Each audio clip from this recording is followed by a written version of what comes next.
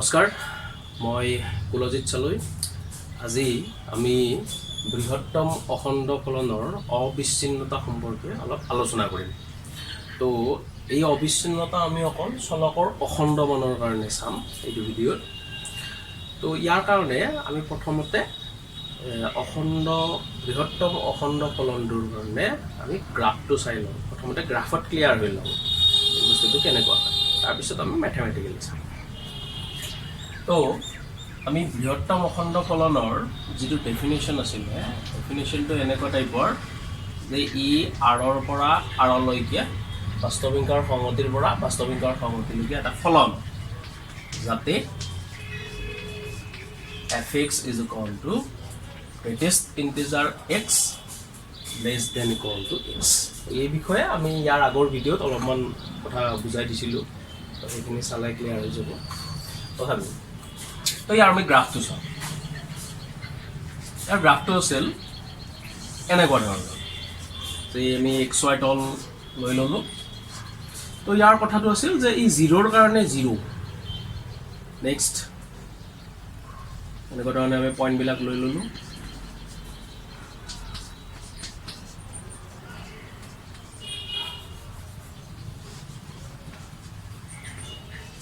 তো 0ৰ কাৰণে 0 এনেকুৱা ধৰণে 0 পইণ্ট চামথিং 0.0 যিয়ে নহওক কিয় তাৰ ভেলুটো 1ৰ আগলৈকে গুচি যায়।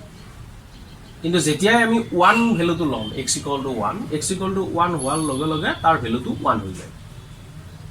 তাৰমানে 1 ভেলুটো ইয়াতে নাপাওঁ, 1ৰ কাৰণে আমি 1এই পাম। আৰু 1 কিবা থকাৰ লগে লগে সেই ভেলুটো একদম 2ৰ আগলৈকে গুচি যায়। কিন্তু 2 পোৱাৰ লগে লগে তাৰ ৰিজাল্টটো 2। সেনেকুৱা ধৰণে 2 কিবা পোৱাৰ লগে লগে তাৰ ভেলুটো 3ৰ আগলৈকে যাব।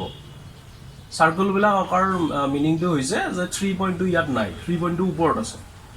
তাৰপিছত আকৌ এনেকুৱা ধৰণে গুচি যাব একদম 4 পোৱাৰ আগলৈকে। চ' এনেকুৱা ধৰণে ই ষ্টেপকৈ এটা দেখাত ষ্টেপৰ দৰে, ইয়াক ষ্টেপ ফাংচন বুলিও কয়, এনেকুৱা ধৰণে গুচি যাব। ঠিক একেধৰণে নিগেটিভবিলাকতো একেই। নিগেটিভবিলাকৰ কাৰণেও ই এনেকুৱা ধৰণৰ হ'ব, এনেকুৱা ধৰণৰ হ'ব। তো জাষ্ট এটা ষ্টেপৰ দৰে। তো আমি গ্ৰাফটো দেখিলে গম পাওঁ যে আমাৰ অবিচ্ছিন্নতা চাব দিছে। তো আমি অবিচ্ছিন্নতা চোৱাৰ দেখিলে গম পাইছোঁ যে 1 বিন্দুটোত ছিঙি গৈছে। তো 1 বিন্দুত অবিচ্ছিন্ন হ'ব নোৱাৰে, বিচ্ছিন্ন ছিঙি গৈছে। একেধৰণে 2ৰ কাৰণেও ছিঙিছে, 3ৰ কাৰণেও ছিঙিছে, 4ৰ কাৰণেও ছিঙিছে, -1ৰ কাৰণেও ছিঙিছে। তো আমি গ্ৰাফটোৰ পৰা একদম ক্লিয়াৰ হৈ গ'লোঁ যে যিবিলাক অখণ্ড সংখ্যা আছে, অখণ্ড মান আছে এক্সৰ, এই এক্সৰ অখণ্ড মানৰ কাৰণে এই ফলনটোত গ্ৰাফটো দেখিলে গম পায় যে ছিঙি গৈছে মানে এক্সৰ অখণ্ড মানৰ বাবে ফলনটো অবিচ্ছিন্ন হ'ব নোৱাৰে, ফলনটো বিচ্ছিন্ন। এতিয়া এই কথাখিনি আমি মেথমেটিকেলি দেখুৱাব লাগিব। আমি মেথমেটিকেলি কেনেকৈ দেখুৱাম সেইটো প্ৰথমতে চাই লওঁ। তো গ্ৰাফটোৰ পৰা প্ৰথমতে আমি ক্লিয়াৰ হৈ লৈছোঁ, এতিয়া মেথমেটিকেলি দেখুৱাম।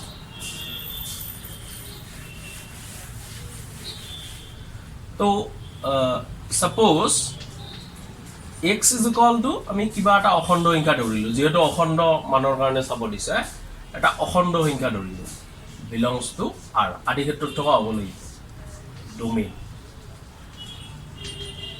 আদি ক্ষেত্ৰত থকা কিবা এটা পইণ্ট। তো তেতিয়াহ'লে ইয়াৰ ফাংচনেল ভেলুটো আমি লগে লগে পাব পাৰোঁ যে fa মানে গ্ৰেটেষ্ট ইণ্টিজাৰ a। কিন্তু আমি ইয়াৰ আগৰ ভিডিঅ'ত স্পষ্টকৈ কৈছোঁ যে অখণ্ড সংখ্যাৰ কাৰণে সেই সংখ্যাটোৱে ওলায়। 1 ওলালে 1এই পাম, 2 ল'লে 2এই পাম, -1 ল'লে -1এই পাম, এনেকুৱা ধৰণৰ। গতিকে ইয়াৰ ফাংচনেল ভেলুটো সেইটোৱে হ'ব, 1ৰ অখণ্ড ফলনৰ মানটো 1এই হ'ব, 2ৰ কাৰণে 2।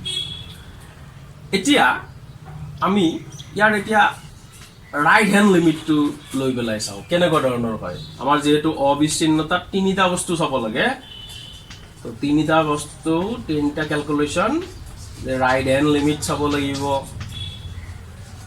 তাৰপিছত লেফ্ট হেণ্ড লিমিট চাব লাগিব, আৰু ফাংচনেল ভেলু। এই 3টা যদি সমান হয় তেতিয়াহ'লে আমি ক'ম যে ফলনটো অবিচ্ছিন্ন হয় মেথমেটিকেলি।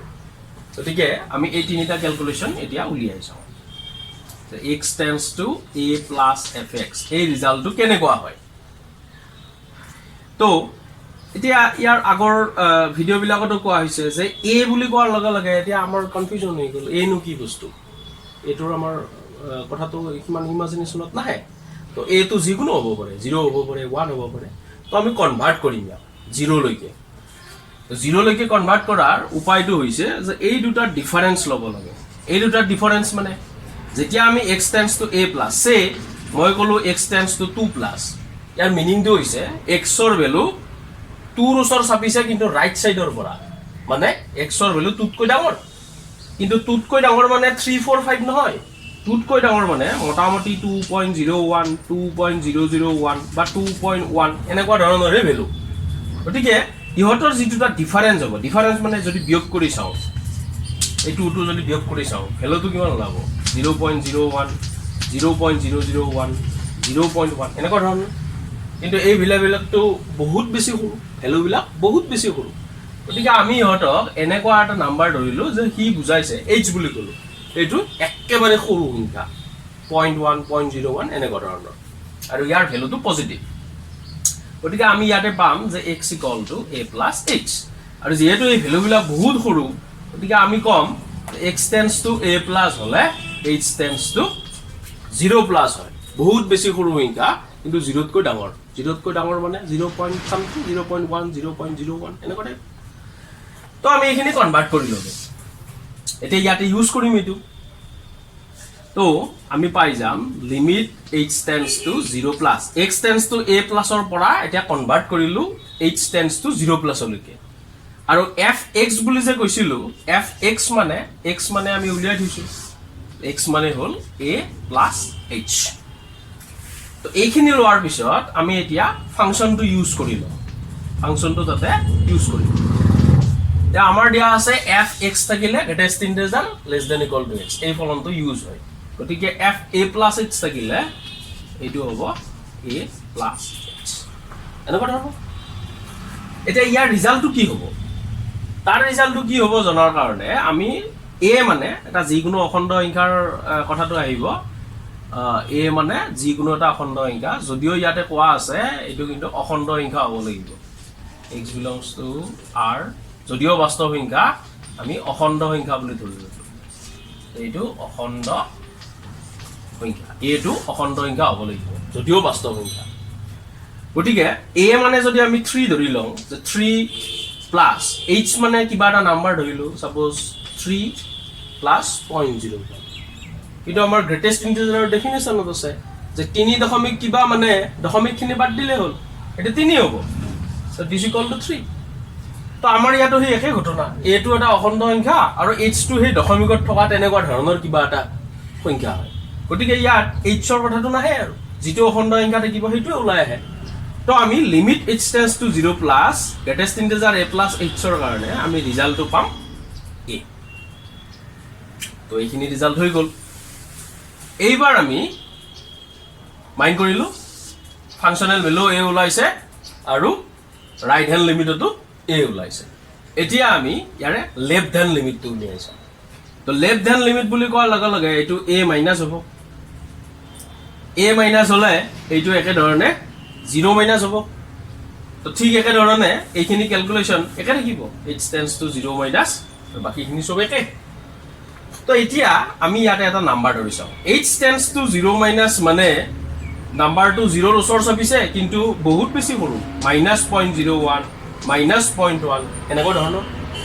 তো আমি কেলকুলেশ্যনটো কৰি চাওঁ, ছাপ'জ a মানে 4, যিকোনো আমি ভেৰিফাইহে কৰি চাওঁ, a মানে যদি 4 হয় আৰু h মানে ইহঁতৰ ভিতৰত কিবা এটা ধৰি ল'লোঁ, ছাপ'জ -0.1, 4 প্লাছ -0.1, hৰ কাৰণে এনেকুৱা ধৰণৰ যিকোনো এটা ভেৰিফিকেশ্যনৰ কাৰণে এটা নাম্বাৰ ধৰি ল'লোঁ, যিহেতু h টেন্স টু 0 মাইনাছ, 0তকৈ সৰু হ'ব লাগিব কিন্তু তাৰ একেবাৰে কাষত থাকিব লাগিব। তো ইয়াৰ কেলকুলেশ্যন 4 প্লাছ -0.1 মানে এইটো হৈ যাব 3.9, কিন্তু আমাৰ গ্ৰেটেষ্ট ইন্টিজাৰৰ ডেফিনেশ্যনত আছে যে 3 দশমিক কিবা মানে তাৰ ৰিজাল্টটো 3 আহিব লাগিব। তো এই ৰিজাল্টটো হৈ গ'ল 3।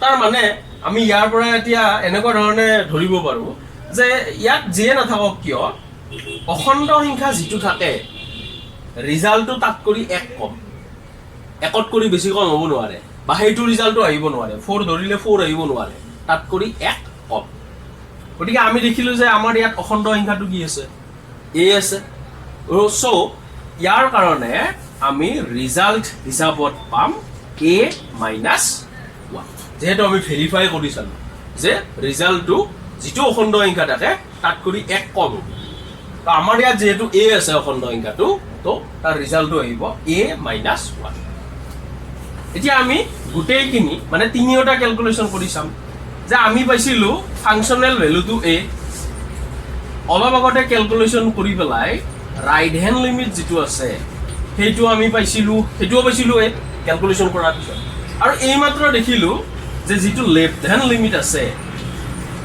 সেইটো হৈ গল a - 1 কিন্তু আমাৰ অবিচ্ছিন্নতাৰ কাৰণে অবিচ্ছিন্নতা পৰীক্ষা কৰাৰ কাৰণে এই তিনিটা ক্যালকুলেশনত জি ওলাই তো তিনিওটা একে ওলাব লাগিছিল তো আমি দেখিলো ইয়াতো একে নোলাই দুটাহে একে তো আমি এতিয়া কনক্লুড কৰিব পাৰো স্টেটমেন্টটো যে এই বৃহত্তম অখণ্ড ফলনটো অবিচ্ছিন্ন নহয় যদিহে বিন্দুটো অখণ্ড সংখ্যা হয় আৰু সেইটো আমি গ্ৰাফটো ক্লিয়াৰ কৰিছো অখণ্ড সংখ্যাবিলাকত চিনি যায় অলপ ওপৰত পায় স্টেপ স্টেপ কৈ থাকে গতিকে আমি ইয়াৰ পৰা ক্লিয়াৰ হৈ গলো ম্যাথমেটিক্যালিও ক্লিয়াৰ হৈ গলো যে বৃহত্তম অখণ্ড ফলনটো চলকটোৰ মানে এক্সৰ অখণ্ড মানৰ কাৰণে অবিচ্ছিন্ন হ'ব নোৱাৰে ই চিনি যায় তো আমি কনক্লুজনটো একেবাৰে দি দিলো যে fx is equal to greatest integer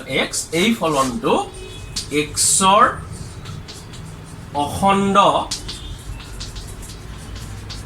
মানৰ বাবে বিচ্ছিন্ন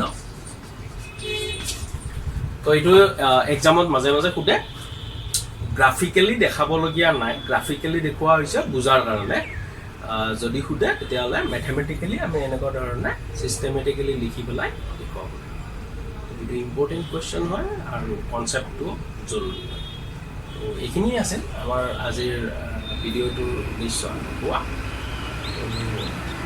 ধন্যবাদ